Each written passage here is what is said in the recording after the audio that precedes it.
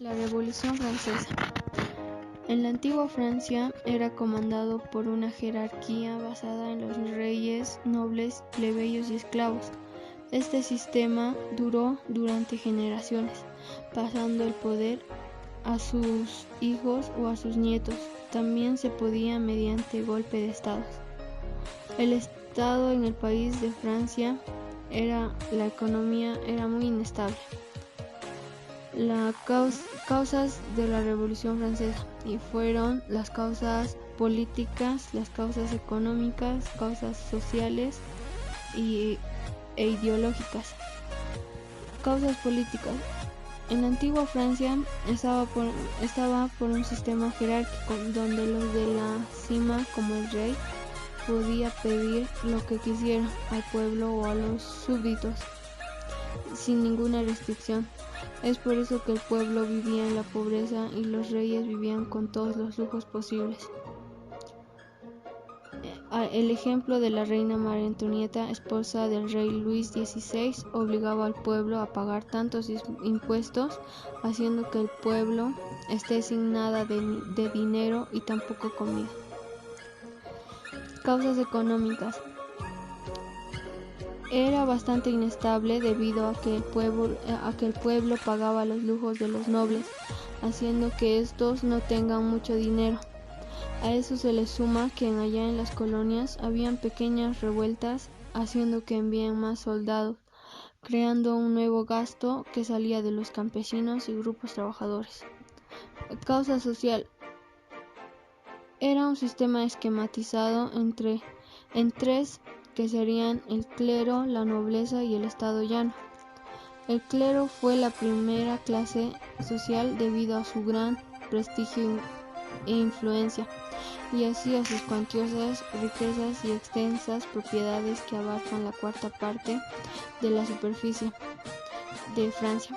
Sus riquezas fueron acrecentadas con los diezmos que aportaban los fieles y debido a la exoneración del pago de impuestos fijos. La nobleza. Los nobles formaban la segunda clase principal, pues estos tenían grandes tierras y riquezas, además de esclavos. Es por esto que se les consideraban como los segundos reyes, porque tenían gran influencia política y podían hacer casi cualquier cosa. Tercer estado llano, constituido por la mayor población de Francia.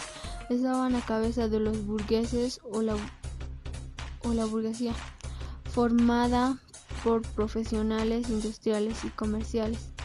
En grado inferior se formaba por campesinos, artesanos y labriegos, que llevaban una vida miserable, pues tenían que soportar los grandes impuestos del gobierno y la iglesia junto a los nobles. Causa ideológica. La burguesía, como un grupo con alta preparación intelectual, el movimiento ilustrado se había convertido en una boga, poniendo a muchos postulados habían sido asimilados por quienes esperaban generar una transformación en la sociedad. La causa inmediata. Para iniciar la revolución se necesitó las siguientes chispas que iniciaron la explosión. Etapas de la revolución. Los estados generales, la asamblea constituyente y la asamblea legislativa, la convención. Los estados generales, 1789. Los estados generales eran la reunión representantes de las distintas clases sociales, las cuales se reunían por un estado de crisis. Esto ocurrió el 5 de mayo de 1789 y fue bajo el reinado de Luis XVI. El primer problema fue el voto, pues en los estados estaban en contra del tipo de votación. El otro estaba en contra de otros tipos de votación, pues esto se componía del 95% de la población. El 17 de junio, mediante un juego de tenis, se realizó el juramento del juego de pelota, por el que se comprometen a dotar a Francia con una constitución. La Asamblea Constituyente. En Francia, la Asamblea Nacional pasó a llamarse Asamblea Constituyente pues su fin era firmar una constitución temiendo a que el rey fuera a disolver la asamblea. Las masas saltan que Basilea el 14 de julio estaba fortaleza, servía de presión y era un símbolo de absolutismo. La revolución ha comenzado. En la asamblea se declaró lo siguiente: la igualdad entre los ciudadanos ante la ley. Se declararon los derechos del hombre. Promulgó la primera Constitución Francia de 1791.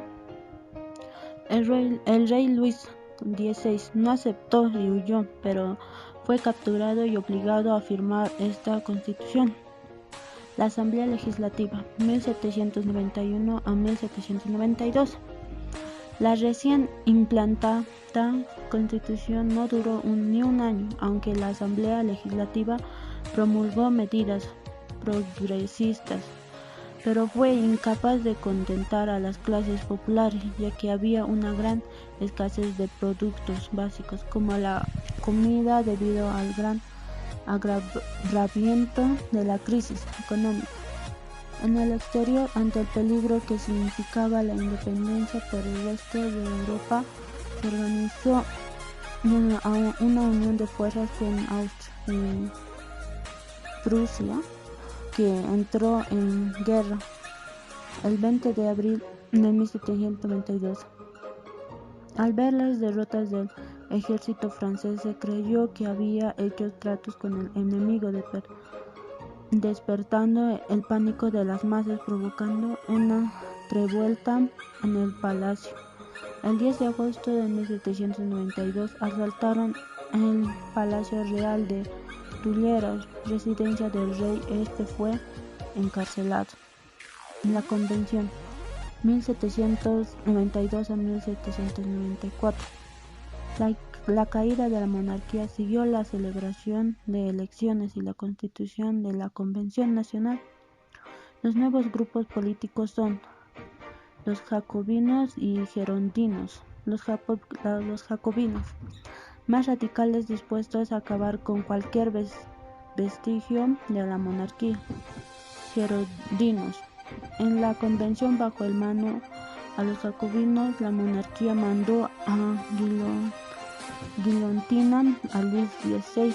En enero de 1793, esto dio lugar al resto de Europa. Fue declarada la guerra a Francia. Los europeos vieron en Francia como un reflejo que a ellos les puede suceder. A partir de ese momento se inició el Reinato de Terror, 1793 a 1794. La cabeza Maximiliano Robespierre. Periodo historia, pues en este tiempo se asesinó a más de 2.600 nobles en el guillotina o en castigos peores, según a lo que les juzgaron por sus crímenes. Debido a esto empeoró las crisis más afectados al no satisfacer sus demandas, debilitar al ejército dándose un golpe de estado, acabando con la muerte de Robespierre, terminando con la revolución. Esto benefició ampliamente a la liberación de América, pues los países aliados o vecinos de Francia terminaron mal, pues perdieron ciertas tropas al ayudar o defenderse en la revolución.